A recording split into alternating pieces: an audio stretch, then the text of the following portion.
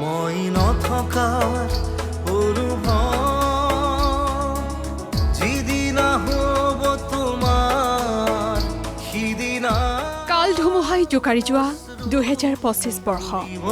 অসমীয়াৰ হৃদয় ঠেকেচি কলিজা মুচৰি হিয়াৰ আমঠু জুবিন গাৰ্গক কাঢ়ি লৈ গ'ল 2025 বৰ্ষটোৱে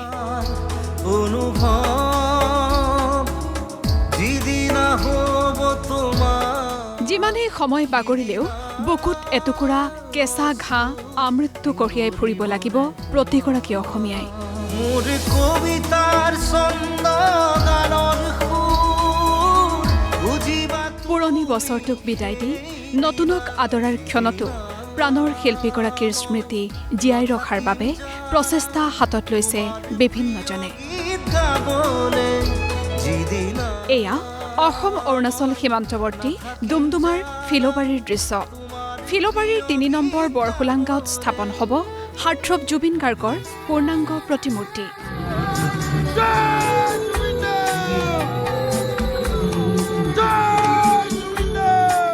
বছৰৰ অন্তিম দিনটোত বিশাল শোভাযাত্ৰাৰে প্ৰাণৰ শিল্পীগৰাকীৰ প্ৰতিমূৰ্তি গাঁওখনলৈ আদৰি আনিলে গাঁওবাসীয়ে অৰুণজ্যোতি যুৱ সংঘৰ উদ্যোগত স্থাপন হ'বলগীয়া এই প্ৰতিমূৰ্তিটোৰ বাবে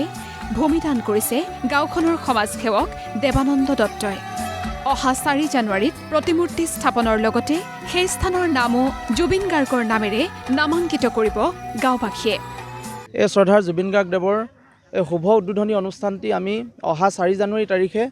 অনুষ্ঠিত কৰিম আৰু সেই উদ্বোধনী অনুষ্ঠানৰ লগত সংগতি ৰাখি আমি এটি সুন্দৰ কাৰ্যসূচী হাতত লৈছোঁ জুবিনদাৰ প্ৰতিমূৰ্তি ভাগ আমাৰ 3 নং বৰহুলুং নগাঁও তথা ভূঞা গাঁৱৰ মূল তিনিআলি যিটো পিপল তিনিআলি আছে এতিয়া আমি জুবিন গাৰ্গ তিনিআলি হিচাপে আমি নামাকৰণ কৰিছোঁ সেই ঠাইতে আমি প্ৰতিষ্ঠা কৰিম তাৰমানে মই নিজেই ক'ব পৰা নাই তাৰমানে কিমান ভাল লাগিছে তাৰমানে মোৰ যে সেই কিবা এটা বস্তু দি দিছোঁ সেইটো মোৰ নিজৰ তাৰমানে বস্তু এটা বনাই লোৱা নিচিনা লাগিছে ল'ৰাখিনিয়ে যেতিয়া বিচাৰিলে তেতিয়া তাৰমানে মই এনেকুৱা আপুৰুগীয়া বস্তু এটা তাৰমানে স্থাপন কৰিব লৈছে মই একেবাৰে নিজ খুচিমতে দান কৰি দিছোঁ ইফালে জুবিন গাৰ্গৰ স্মৃতি সজীৱ কৰি ৰখাৰ উদ্দেশ্যে শিল্পীগৰাকীৰ জন্মদিনৰ দিনটোৰ পৰাই ব্যতিক্ৰমী প্ৰচেষ্টা হাতত লৈছে সৰুপথাৰৰ সমাজকৰ্মী জীৱন চুতীয়াই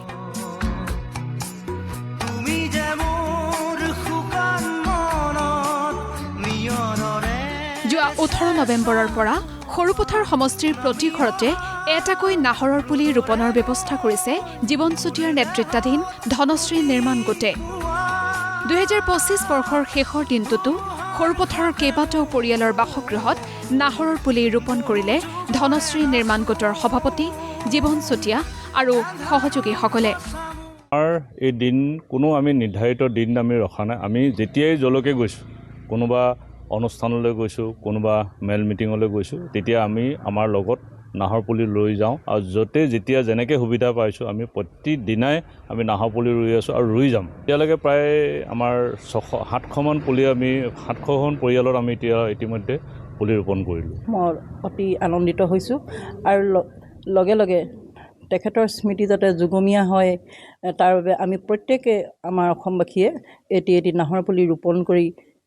কৰিবলৈ মই আহ্বান জনাইছোঁ আৰু লগতে আমাৰ বিদ্যালয়লৈও তেখেতে এটি নাহৰ পুলি প্ৰেৰণ কৰিছে আমি ঘৰে ঘৰে ইতিমধ্যে আমি নাহৰ পুলি ৰোপণৰ ব্যৱস্থা কৰিছোঁ আৰু এই নাহৰ পুলিৰ যোগেদি আমি নাহৰৰ দেশ হওক আৰু জুবিনৰ স্মৃতি চিৰযুগমীয়া হৈ ৰওক সেই উদ্দেশ্য আগত ৰাখি আমাৰ জীৱন চুতীয়া ডাঙৰীয়াই যি পদক্ষেপ লৈছে সেই পদক্ষেপ সৰুপথাৰবাসীয়ে আদৰণি জনাইছে প্ৰাণৰ শিল্পীগৰাকীৰ আদৰ্শ প্ৰজন্মৰ পৰা প্ৰজন্মলৈ প্ৰৱাহিত কৰি আগবঢ়াই নিয়াৰ ক্ষেত্ৰত এনেধৰণৰ প্ৰচেষ্টাসমূহ সহায়ক হ'ব বুলি আশাবাদী সকলো ডুমডুমাৰ পৰা অজয় ঠাকুৰ আৰু সৰুপথাৰৰ পৰা শিৱাশিষ শৰ্মাৰ ৰিপৰ্ট প্ৰতিদিন টাইম